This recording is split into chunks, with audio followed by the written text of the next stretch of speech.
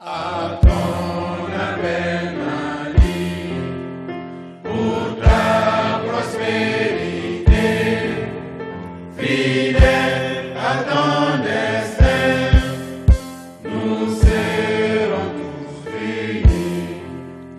Un peuple, un but, une foi, pour une Afrique unie.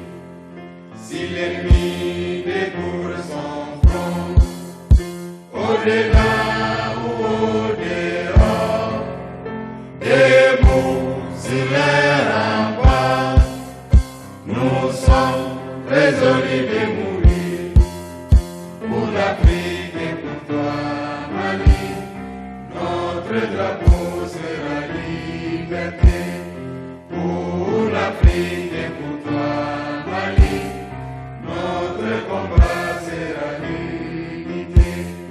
Au Mali d'aujourd'hui, au Mali de demain, les chants fleurissent d'espérance, les cœurs vibrent de confiance.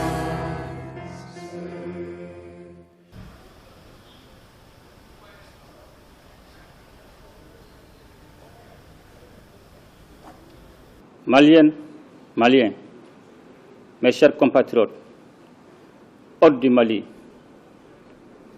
nous voici par la grâce d'Allah le Tout-Puissant au seuil de la nouvelle année. Je voudrais saisir cette heureuse occasion pour vous présenter mes vœux. En ce moment précis, j'ai une pensée profonde pour tous ceux d'entre nous qui souffrent pour quelque raison que ce soit, ainsi que pour nos forces de défense et de sécurité qui, de jour comme de nuit, veillent à l'intégrité du territoire et à la tranquillité de nos populations. Mes chers compatriotes, le peuple malien aura vécu une année 2022 éprouvante, mais riche en événements d'importance majeure. En effet, notre pays a été soumis à de dures épreuves liées à un contexte international difficile. Malgré une diminution importante de la prévalence de la COVID-19, son impact sur l'économie internationale et par ricochet sur l'économie malienne se fait sentir encore. De surcroît, les sanctions illégales, illégitimes et inhumaines imposées à notre pays par l'UEMOA et la CEDEAO ont eu des effets néfastes sur la croissance économique. C'est donc le lieu pour moi, une fois de plus, de saluer la résilience du peuple malien face à l'adversité. Nous devons ceci à l'union et à la solidarité dont nous avons su faire preuve. Il nous faut donc renforcer cette union et nous engager encore plus pour notre chère patrie. Pour ce faire, nous avons décidé d'instituer le 14 janvier comme journée nationale de la souveraineté retrouvée, en souvenir de la grande mobilisation contre les sanctions illégales, illégitimes et inhumaines de la CEDEAO et de l'UEMOA. Mes chers compatriotes, l'option de la reconquête de notre souveraineté est pour nous la seule possible si nous ne voulons pas être complices de la perpétuation du système de dépendance qui hypothèque notre avenir. Aussi, avons-nous défini 3 principes qui devront désormais guider nos relations de coopération, à savoir le respect de la souveraineté du Mali, le respect des choix stratégiques et des choix de partenaires opérés par le Mali, la défense des intérêts du peuple malien dans les prises de décision. Nous ne devons point nous faire d'illusions, car la voie que nous avons choisie sera parsemée d'embûches et nous aurons à faire face à de nombreuses difficultés. Certaines d'entre elles seront réelles, car inhérentes à la complexité des questions à gérer, mais beaucoup d'autres seront l'œuvre de ceux qui ne veulent pas que nous recouvrions notre indépendance totale. J'exhorte donc chaque Malienne et chaque Malien à l'union sacrée. Mes chers compatriotes, l'année qui s'achève a été à la charnière de 2 phases importantes du processus de transition engagé dans notre pays. Comme les Maliennes et les Maliens ont pu le constater, nous avons consacré la première phase à la sécurisation de notre pays, à la lutte contre la corruption, ainsi qu'aux réformes politiques et institutionnelles. Sur le plan sécuritaire, nous avons adopté une nouvelle posture militaire et acquis des équipements qui ont renforcé l'autonomie d'action des FAMA et leur capacité à se déployer sur l'ensemble des théâtres d'opération. Avec la montée en puissance de nos forces de défense et de sécurité et le lancement de nombreuses actions offensives, la paix a changé de camp. Les groupes terroristes en sont réduits à des actes désespérés, des poses d'engins explosifs au passage des militaires et des paisibles citoyens.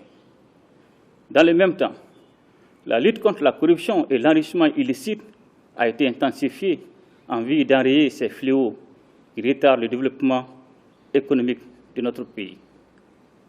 Conformément aux recommandations des Assises nationales de refondation, nous avons engagé les réformes institutionnelles destinées à créer les bases d'élections libres et transparentes, ainsi qu'à doter notre pays d'institutions démocratiques.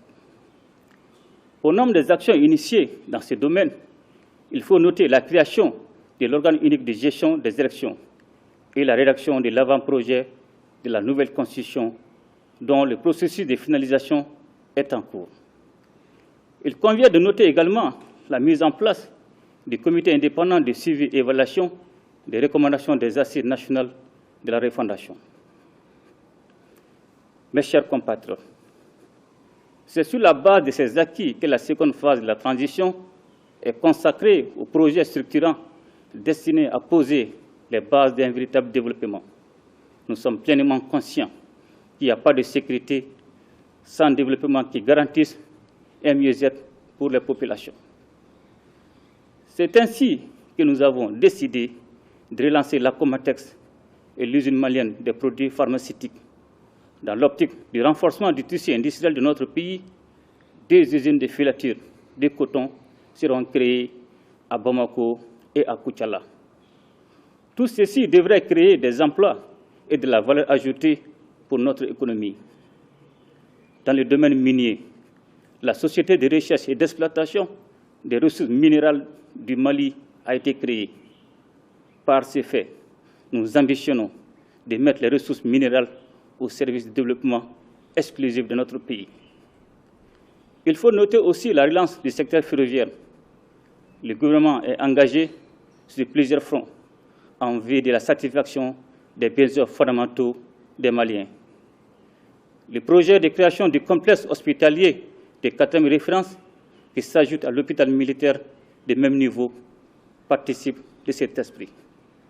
Aujourd'hui, plus que jamais, nous devons rester unis et engagés pour les grands chantiers de développement. Notre pays est riche en ressources naturelles, notre peuple est brave et travailleur. Ensemble, nous pouvons et devons créer les conditions de l'émergence du Mali. Mes chers compatriotes, nous comprenons combien nos populations sont éprouvées par un contexte économique difficile pour l'ensemble des pays du monde. C'est pourquoi j'ai instruit le gouvernement de prendre des mesures pour contrer l'augmentation des prix des produits de première nécessité. Il faut rappeler que tout ceci intervient dans un contexte de baisse des recettes de l'État due à l'insécurité. Aussi, pour lutter contre la cherté de la vie qui fragilise davantage les couches les plus vulnérables, le gouvernement a pris des mesures énergiques destinées à stabiliser les prix et à augmenter le revenu des travailleurs. Ainsi, il a été accordé des subventions sur l'importation de plusieurs produits qui ont occasionné des manques à gagner à hauteur de 8 milliards de francs CFA pour le sucre, 3 milliards pour le lait, 1 milliard de francs CFA pour l'huile alimentaire et 132 milliards de francs CFA pour les produits pétroliers. Dans le même temps, l'harmonisation de la grille salariale induisant une augmentation des salaires pour les travailleurs d'un coût annuel d'environ 200 milliards de francs CFA. Cependant, au regard des résultats mitigés des mesures destinées à contenir les prix, il apparaît clairement que certains acteurs ne jouent pas le jeu de la transparence. C'est pourquoi il me paraît nécessaire d'exhorter à une action globale contre la cherté de la vie, impliquant le gouvernement, les opérateurs économiques et la population. Chacun devra jouer sa partition pour que les sommes importantes mobilisées pour cet objectif ne soient détournées et utilisées à des fins malsaines. Mes chers compatriotes, la réussite du Malikoura dépendra de notre cohésion et de notre engagement. Nos labeurs individuels et collectifs en seront le levain. C'est donc avec beaucoup de confiance en l'avenir que j'adresse à chaque Malienne et à chaque Malien, ainsi qu'à nos autres, mes sincères vœux de bonne santé, de réussite et de bonheur. À notre chère patrie, je souhaite la paix, la sécurité et la stabilité, afin que dans l'unité, nous puissions la conduire vers la prospérité tant souhaitée et attendue par notre peuple. Ensemble, nous ferons le Malikoura, qu'Allah bénisse le Mali et protège les Maliens. Je vous remercie. À ton appel, Mali, pour ta prospérité, fidèle à ton destin, nous serons tous unis.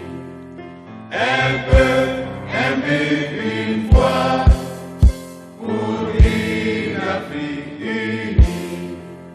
Si l'ennemi découvre son front, au-delà ou au-dehors, debout sur les remparts, nous sommes résolus de mourir pour l'Afrique et pour toi, Mali.